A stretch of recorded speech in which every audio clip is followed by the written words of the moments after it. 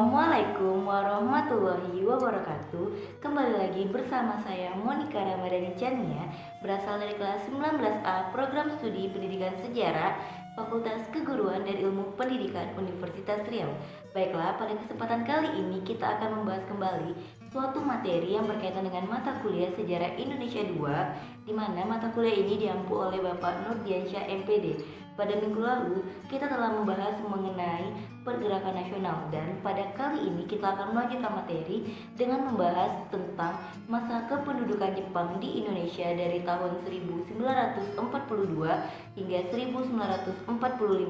Untuk mengetahui bagaimana kependudukan masa Jepang tersebut, maka saksikanlah video ini hingga habis. Jangan lupa untuk tekan tombol like, comment, share, and subscribe supaya channel ini bisa memberikan informasi dan wawasan kepada teman-teman semua. Baiklah, pada pembahasan yang pertama kita akan membahas mengenai latar belakang kedatangan Jepang ke Indonesia.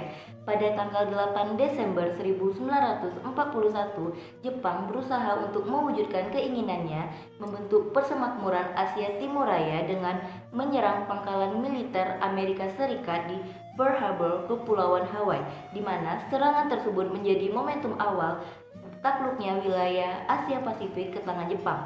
Armada Jepang merapat di pantai utara Jawa Barat dengan tujuan menguasai kota Bandung sebagai salah satu basis militer Belanda di Indonesia.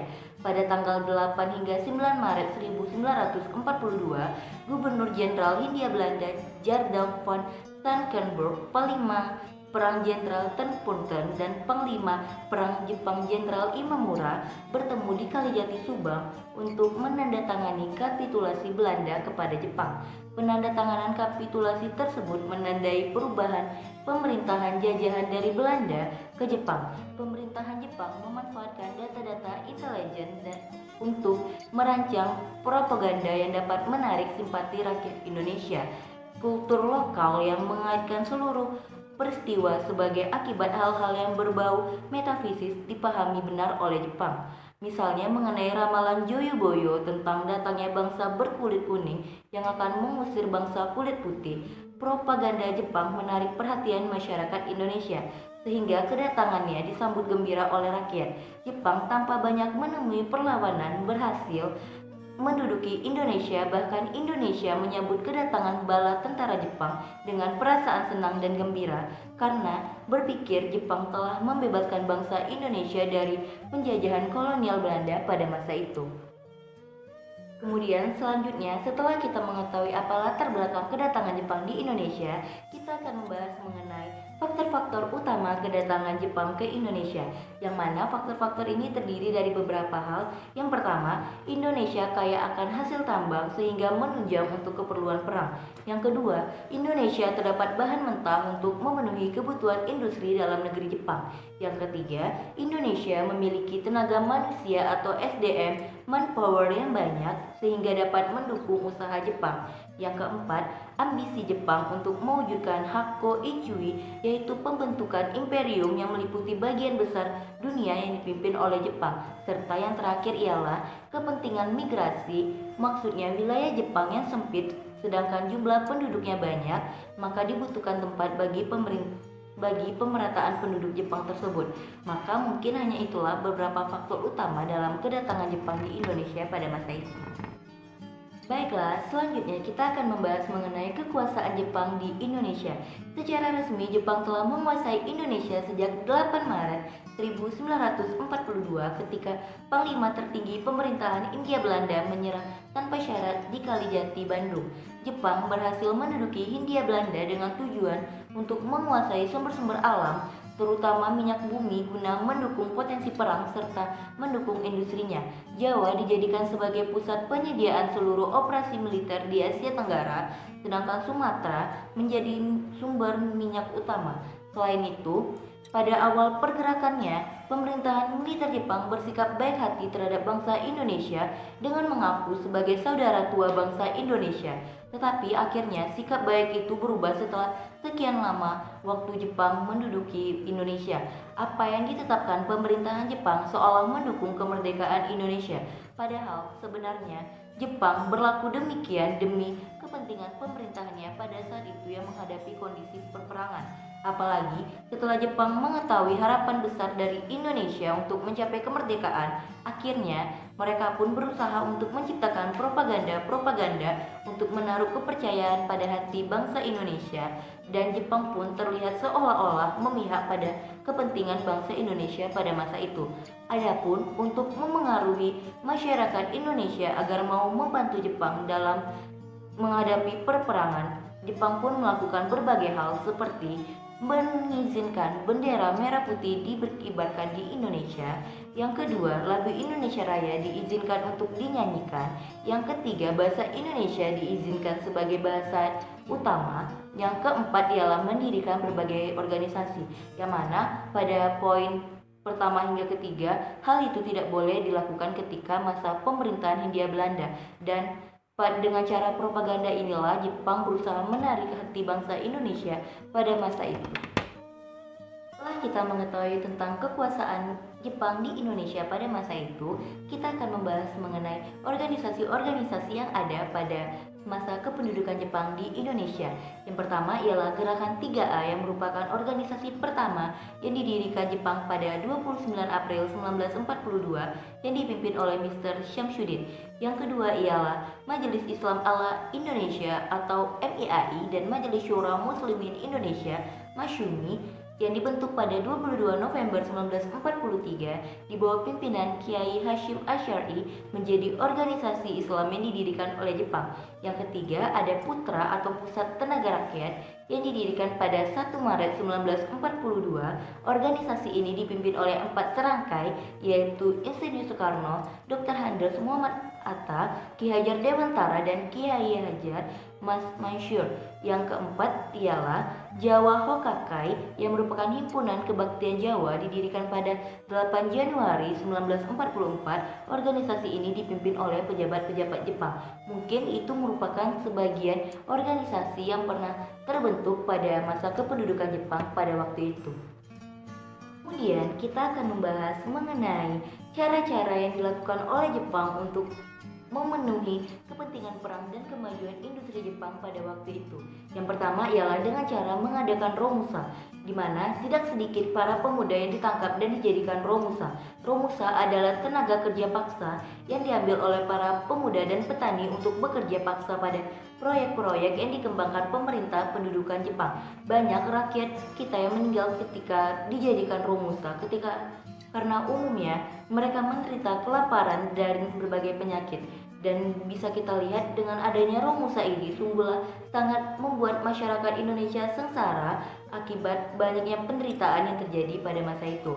Yang kedua, dengan cara para petani diawasi secara ketat dan hasil-hasil pertanian harus diserahkan kepada pemerintahan Balantara Jepang. Yang ketiga, hewan peliharaan penduduk dirampas secara paksa untuk dipotong guna memenuhi kebutuhan konsumsi perang.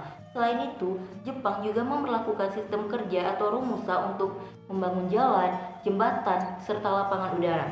Mereka tidak hanya dipekerjakan di dalam negeri, tetapi juga dikirim ke Malaysia, Vietnam, Myanmar, dan Thailand. Mereka bekerja tanpa upah dan tanpa makanan yang cukup. Meskipun Jepang hanya berkuasa selama 3,5 tahun di Indonesia, namun beban penderitaan yang dialami dan dirasakan penduduk Indonesia pada masa itu seperti dijajah ratusan tahun. Sehingga bisa kita lihat cara-cara yang digunakan oleh Jepang untuk memenuhi kepentingan pribadi negaranya sungguhlah membuat masyarakat Indonesia sangat menderita pada waktu itu. Dengan adanya kependudukan Jepang yang kurang lebih selama 3,5 tahun tersebut di Indonesia tentu saja menimbulkan berbagai dampak, baik dampak positif maupun dampak negatif. Dan di sini saya akan memberitahu beberapa dampak yang disebabkan dari kependudukan Jepang tersebut. Dampak positifnya antara lain yaitu yang pertama, diperbolehkannya bahasa Indonesia untuk menjadi bahasa komunikasi nasional dan menyebabkan bahasa Indonesia mengukuhkan diri sebagai bahasa nasional. Yang kedua, Jepang mendukung semangat anti Belanda sehingga mau tak mau ikut mendukung semangat nasionalisme Indonesia, antara lain menolak pengaruh-pengaruh Belanda, misalnya perubahan nama Batavia menjadi Jakarta.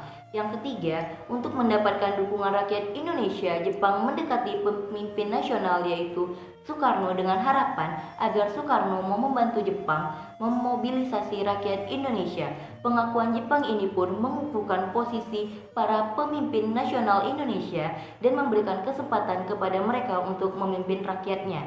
Yang keempat, dibentuknya BPUPKI dan PPKI untuk mempersiapkan kemerdekaan Indonesia. Dari sini muncullah ide Pancasila. Yang kelima, Jepang dengan terprogram melatih dan mempersenjatai pemuda-pemuda Indonesia demi kepentingan Jepang pada awalnya. Namun, oleh pemuda ini dijadikan modal untuk berperang yang di kemudian hari digunakan untuk menghadapi kembali pemerintahan kolonial Belanda. Dan yang terakhir, dalam pendidikan dikenal dengan sistem Nippon sentris dan diperkenalkannya kegiatan upacara dalam sekolah, sehingga dapat kita ketahui bahwa upacara yang kita lakukan setiap hari Senin itu merupakan suatu tradisi atau budaya yang diwarisi ketika masa kependudukan Jepang di Indonesia.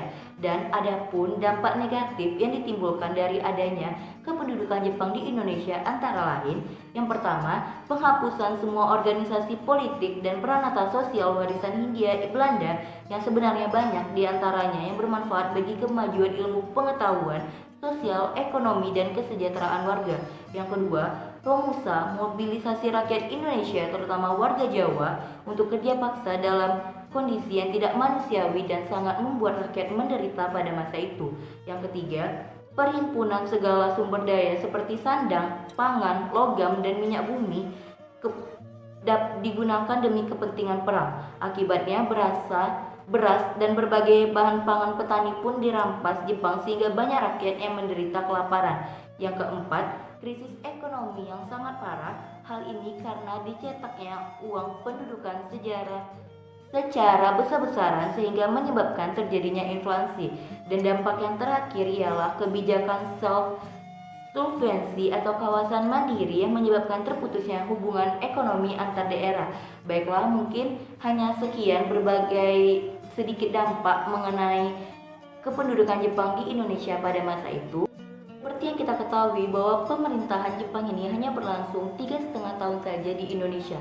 Dan adapun akhir dari kependudukan Jepang di Indonesia itu ialah akhir 1944, Jepang mulai terdesak dalam Perang Asia Timur Raya. Bayang-bayang kekalahan Jepang mulai nampak karena seluruh garis pertahanan Jepang di Pasifik sudah dihancurkan oleh serangan sekutu. Pada 1 Maret 1945, dalam situasi kritis, Letnan Jenderal Kumahichi Harada, pimpinan pemerintahan pendudukan Jepang di Jawa, mengumumkan pembentukan Badan Penyelidikan Usaha-Usaha Persiapan Kemerdekaan Indonesia BPUPKI dengan anggota sebanyak 60 orang. Pembentukan BPUPKI bertujuan untuk menyelidiki hal-hal penting yang menyangkut pembentukan negara Indonesia merdeka, dan pengangkatan pengurusan BPUPKI ini diumumkan pada 29 April 1945 yang didapati dengan ketua dari BPUPKI ini ialah Dr. Rajiman Widyo Diningrat. Dan selanjutnya, pada tanggal 7 Agustus 1945, pemerintahan pendudukan Jepang membubarkan BPUPKI dan diganti dengan Panitia Persiapan Kemerdekaan Indonesia atau PPKI. Bunsenskan Marinir Jenderal Yamamoto menegaskan bahwa anggota PPKI dipilih oleh Marsekal Terauchi yang menjadi penguasa perang tertinggi di seluruh Asia Tenggara. Kemudian, pada 9 Agustus 1945, Soekarno, Muhammad Hatta, beserta Dr. Rajiman Widyo Diningrat berangkat menuju darat Vietnam memenuhi panggilan Marsekal Terauchi. Pada 12 Agustus 1945, Marsekal Terauchi menyampaikan bahwa pemerintahan Jepang memutuskan untuk memberikan kemerdekaan pada Indonesia. Pelaksanaannya dapat dilakukan segera setelah PPKI menyelesaikan rapatnya. Wilayah Indonesia nantinya meliputi seluruh bekas wilayah Hindia Belanda. Lalu, pada tanggal 6 dan 9 Agustus 1945, pada pukul 8.15 waktu Jepang, Amerika Serikat pun menjatuhkan bom atom di kota Hiroshima dan Nagasaki dari ketinggian hampir 10.000 meter. Bom atom Little Boy dengan panjang 3 meter lebar 71 cm dan berat 4.000 kg dibawa oleh pesawat B-29 Enola Gay. Ratusan ribu orang meninggal seketika, sisanya terluka seumur hidup dan hanya sedikit yang sanggup bertahan.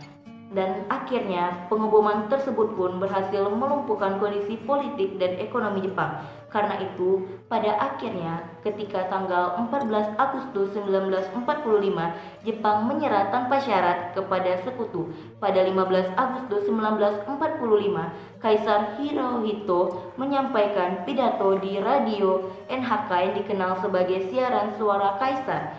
Hirohito pun membacakan perintah kekaisaran tentang kapitulasi sekaligus pengumuman kepada rakyat bahwa Jepang telah menyerah, dan upacara kapitulasi itu pun akan dilaksanakan pada 2 September 1945 di atas kapal tempur Amerika Serikat USS Missouri. Maka pada masa itulah menjadi tanda dari keberakhiran kependudukan Jepang di Indonesia. Baiklah, mungkin hanya sekian materi yang dapat saya sampaikan mengenai masa kependudukan Jepang dari tahun 1942 hingga 1945, dan apabila ada salah kata saya mohon maaf. Wabillahi taufik walhidayah. Wassalamualaikum warahmatullahi wabarakatuh, dan sampai jumpa pada video berikutnya. See you.